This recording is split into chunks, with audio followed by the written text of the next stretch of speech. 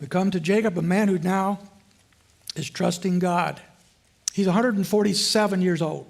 He's on his deathbed. He will not live much longer. And he wants now to, in this last scene of his life, to bless his grandsons.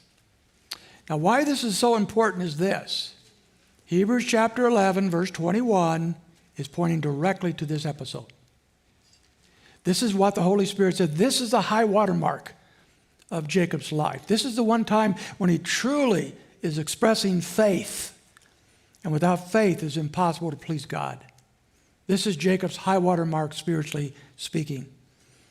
And we find here in verse 20, we find verse 15 in particular. I'm going to move on from that. He's going to bless the sons of Joseph, Ephraim and Manasseh. But verse 15 is our key.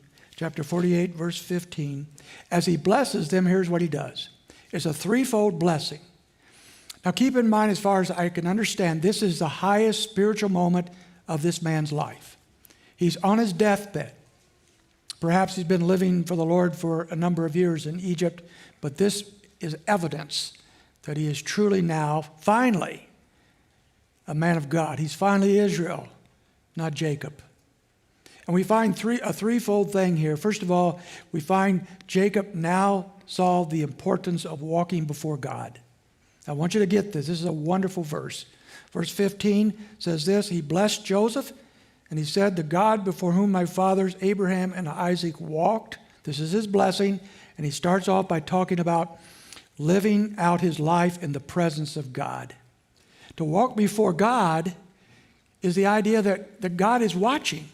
God is seeing, and he's walking before God as his forefathers had done.